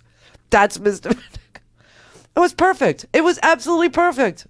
No, he's not a genius. I did it. I did it all. I'm a lawyer and a CPA. I'm also 80, and I'm hungry. Let's go to 2J's. Oh, I love 2J's. I used to love 2J's, but they sold it, and it's not the same. Yuki and Coconut Creek. Hi, Randy. Hi. I feel for you. I'm in Deerfield Beach. That's where my route is. I deliver North Ocean. No, yeah. Oh, so you're right on the beach, too, yeah. Yeah. I mean, they're all boarded up. They're getting out. So my house is a tuna can, man, but thank God we bought those shutters, the good ones, when everybody was in foreclosure. Hey, you never know, right? Right. I mean, I bought those. Come in handy. It's true. We bought those probably in 2010. No, 2009. 2009. Oh God, such a big difference. 2009 and a half. How's that, Howard? That's when we bought them. And we never used them. And I was, when are we going to get to use them? And now we're going to use them. Yeah. Well, you're lucky. I have to work tomorrow, so I have to work tomorrow and Friday. So we at the post office never close. Oh my God! There's rain or sleet or wind. I didn't see anything about Hurricane Matthew. I never saw that in the oath. There's no climate change either. Right. Yeah, it's a hoax perpetrated by China. China, yeah. China can bug me. I love that map. That does not look good. No. Yeah. But I was going to ask you, I watched that last night. There were two things that I didn't like. Okay. One of them was the moderator didn't have control of it. No. That's the way I took it. I did too. She was, it's like, hey, stop, let them answer. And they were just, to me, Pence was talking over, loud, just like Donald, where everything that came out of his mouth. Well, I thought Kane interrupted more. Actually, I thought Kane interrupted early and often, and he thought I don't think they explained anything to either of the candidates about the format, because Kane said, I thought this was supposed to be a conversation, but then she said, no, we're going to do 10 minutes on each subject and everyone will get 2 minutes. And I don't think anybody was in charge of anything last night. No, they weren't. They absolutely weren't. But it was bad. Catch that question that she asked, because the answer came out of his mouth, and nobody said a word about that today. When he said, "Yeah, after we built the wall," that's what Pence said. Did you catch that? No. What do we? Some kind of question was asked, and he goes, "Well, we'll take care of that after we build the wall." Oh yeah, it was about immigration. He was talking about deportation, and he said, "Well, we'll take care of that after we build the wall." Yeah, I was like, what? What? You're admitting that you're going to build this thing? Yeah, I know. Well, it's fantasy land. This is really Yuki. This is the craziest thing. I mean, last night they literally did. The RNC declared Mike Pence the winner 2 hours before the debate even started. I saw that on Facebook. I'm like, it hasn't started yet. So what the hell's going on? Well, this is the party. This is who we're talking about. This is who we're trying to talk to. This is who poor Tim Kaine had to debate. And then Pence shows up defending some character that lives in his head that doesn't live anywhere in our life, in our world, in this election. The Trump that Pence was talking about doesn't exist. Oh my God! I mean, the whole thing is it's nuts. It's nuts. 33 more days of this. Yes, I can't take it. I can't either. It's got to be over with. I want this over so bad. I want to talk about the drug epidemic in this. There's so many things I want to talk about, and it's like you can't go one day without these people doing some stupid thing that takes up all the air in the room. It's amazing.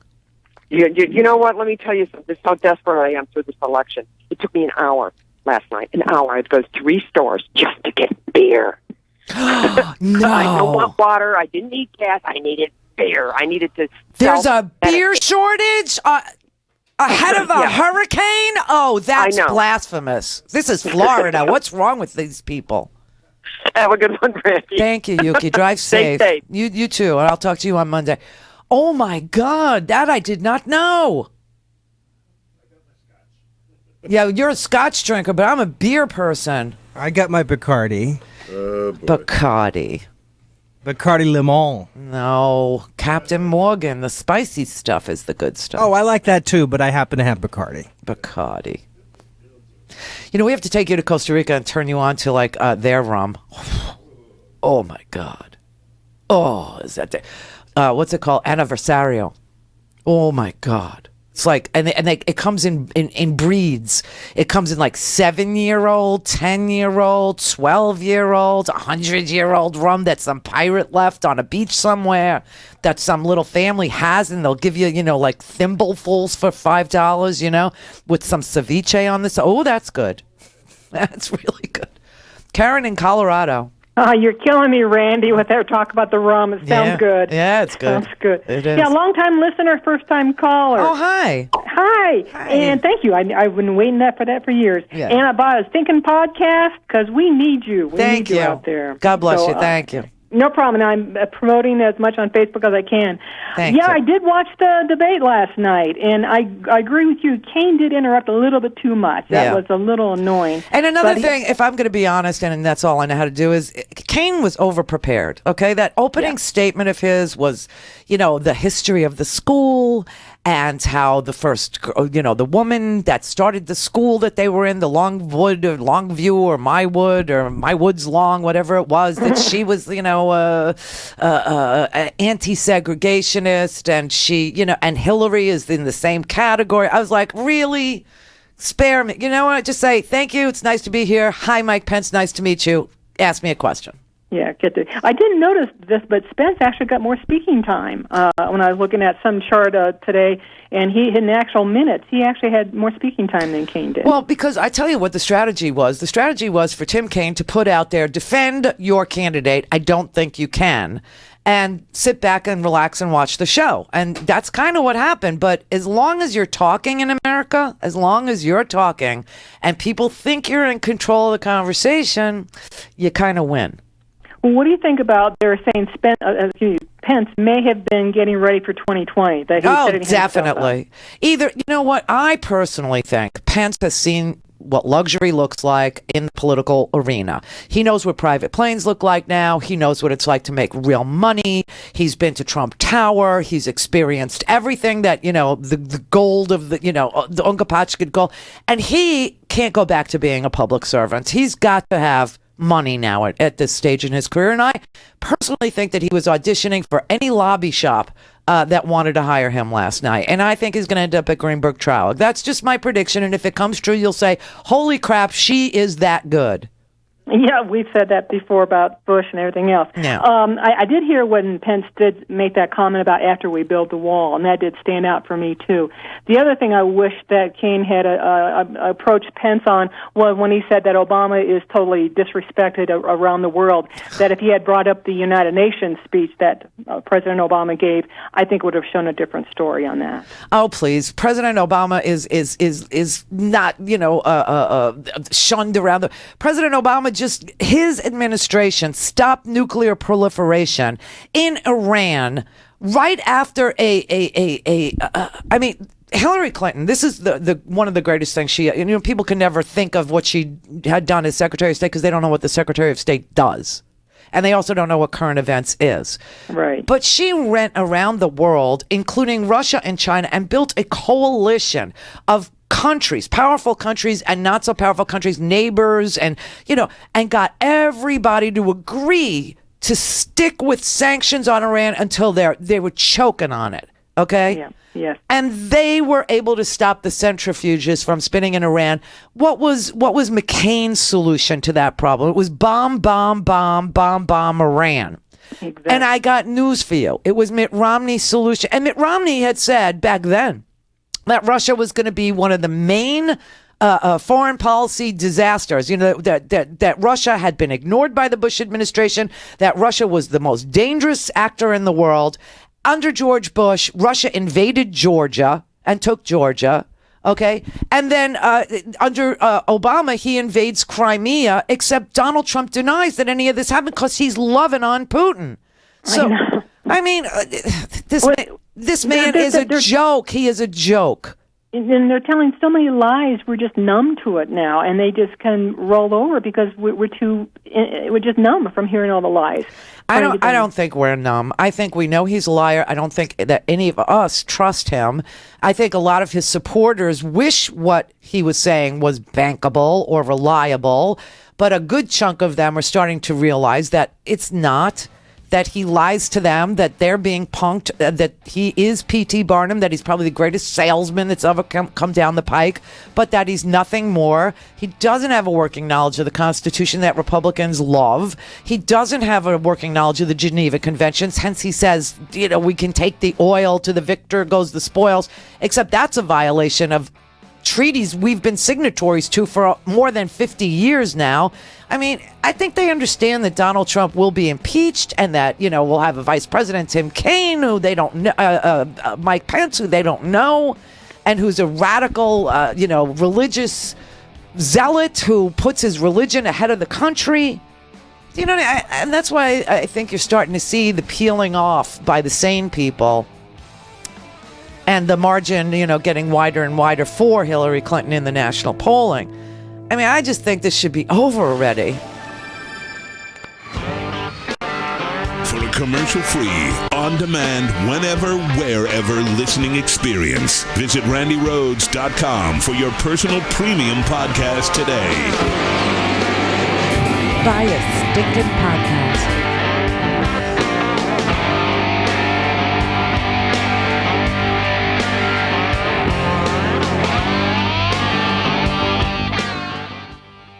I'm Rick Smith, and this is Labor History in 2. On this day in labor history, the year was 1945. That was a day known in Hollywood as Black Friday. After World War II, the movie industry began to rake in profits. But they did not pass those profits along to their employees. 10,000 members of the Conference of Studio Unions were on strike. They were part of the Brotherhood of Carpenters and Joiners. They were also in a jurisdictional battle with the International Alliance of Theatrical Stage Employees, or IATSE, over who should represent stage decorators. The strike wore on for half a year. The studios had more than 100 films backlogged and were able to wait out the strikers. But as the strike continued and the studios remained silent, pressure mounted. Despite the tensions between the two unions, thousands of IATSE members refused to cross the picket lines. On Black Friday, the strikers decided to concentrate their efforts at the Warner Brothers Studios gate. 300 picketers gathered to hold the line. Scabs, hired by Warner Brothers, tried to drive through the workers' picket lines to the studio. Variety accounted what happened next, writing, quote, "Strikers deployed from their barricades, halted non-strikers, and rolled 3 automobiles on their sides. By noon, reinforcements arrived from both sides. Firemen were called in to turn their hoses on the striking workers. Warner Brothers security deployed tear gas. Common for the time, accusations were hurled that the Conference of Studio Union strikers were communists. As a result of the strike, the Conference of Studio Union's employees were assigned to other jobs in the studios. When they refused, they were locked out. The union never recovered. The violence at the Warner Brothers Studios gate also helped to fuel the passage of the Taft-Hartley Act through Congress, which eroded union protections. Like what you hear? Check out more at laborhistoryin2.com. The Randi Rhodes Show is brought to you by our partners at ITM Trading. Call them at 1-888-OWN-GOLD and ask for a free gold kit. 1-888-OWN-GOLD. The Randi Rhodes Show is live on randyrhodes.com and the free Progressive Voices app for Android and iOS. Visit the App Store or progressivevoices.com now.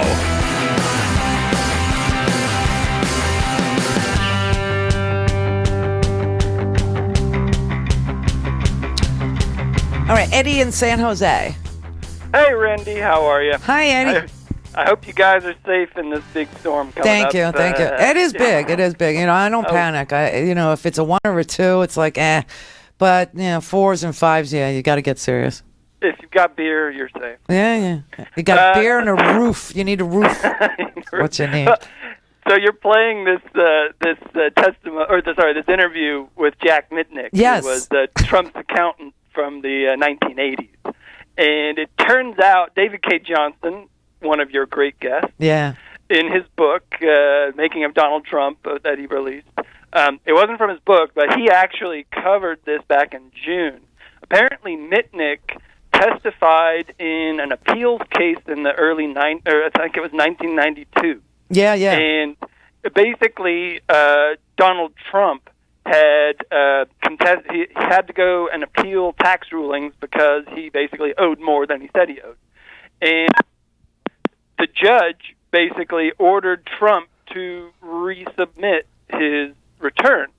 And Mitnick then testified that Johnston wrote this, among the issues raised by Mitnick's testimony in 1992 is whether Trump or someone acting on his behalf substituted another return that he had prepared and then transferred Mitnick's signature to using a photocopy. A photocopy, right? Exactly. Yeah. And Mitnick had to. It's interesting. Mitnick had to testify about whether or not he prepared that particular year's taxes, and he said the only copy that he had was a photocopy, and he had to testify that he didn't prepare that.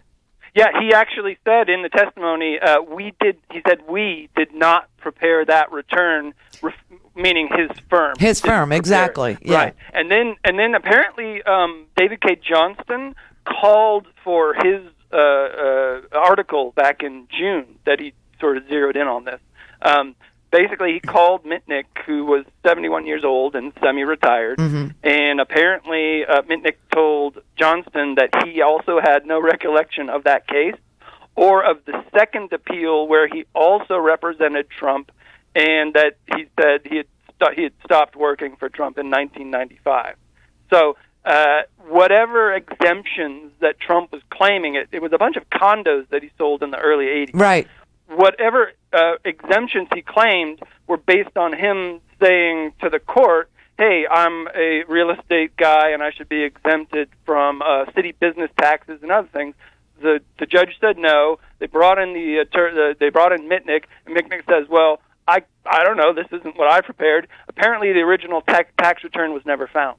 Right. That's the kicker, is the original, the photocopy that Mitnick testified that he did not prepare was the only copy of taxes that could ever be produced, and it was just a photocopy, and it had Mitnick's signature on it, but he testified that he was not the tax preparer. So all that's there for that year from Donald Trump is a photocopy prepared by God knows who, not his accountant, not his attorney, and he got away with it. Yeah, and this is what David K. Johnston's point is. Every time I hear David K. Johnston interviewed about his new book, he digs deeper and deeper. And as you pointed out, I think he mentioned in your interview, David K. Johnston's never been sued by Donald Trump, even though he's been threatened. And it's because everything he's reported has been a fact. Well, David K. Johnston is a Pulitzer Prize. I mean, he is a Pulitzer Prize winner. I mean, this guy is. That's why, if somebody's on this show, it's because they are. I don't have to fact check them. I know that whatever they're going to tell you and me is reliable. And David Kaye is one of those guys. He wrote the tax portion of the New York Times for years and years and years. And thank God he still writes. He writes books and he writes for the Daily Beast. And I mean, the guy he's relentless. He's not ruthless. He's relentless. No, and he's also a major contributor to Tax Notes, which is like the online sort of, they're experts on the tax code, which actually today they just, a guy named Lee Shepard also writes at Tax Notes, and they did a pretty thorough analysis of what could be surmised from Trump's unreleased tax returns based on things that have been, basically based on things that Trump has appealed in court and got the tax record. Here's this is the problem with not showing, with not being, this is the reason why Brandeis said, the great Supreme Court justice said, sunlight is the best disinfectant.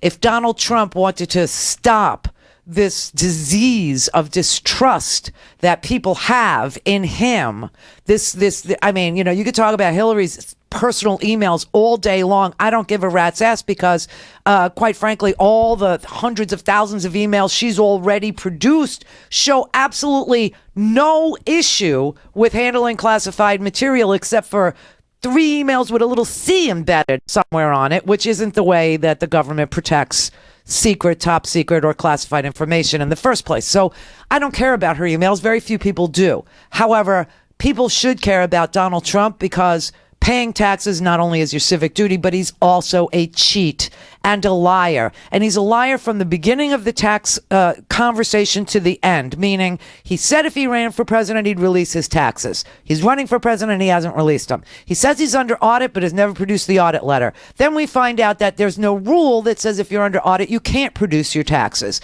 Now we've got Mr. Mitnick on the television saying Donald Trump is not this tax genius. He had nothing to do with the preparation of his taxes. My firm did everything. He was nowhere to be found. We would prepare and he would sign, and that's the end of it. I'm a lawyer and a CPA. Frankly, they didn't ask the follow-up question today on CNN, which is your point, that there was an occasion when Mr. Mitnick had to testify in New York City about Donald Trump's taxes. It was a photocopy of the taxes that had Mr. Mitnick's signature upon that. But Mr. Mitnick testified that he was not the preparer of that photocopied tax return, and nobody's ever found the original. I mean, the whole thing with Donald Trump's taxes is sort of like a small little thimbleful of the assholiness of Donald Trump, of the fraudulentness of Donald Trump.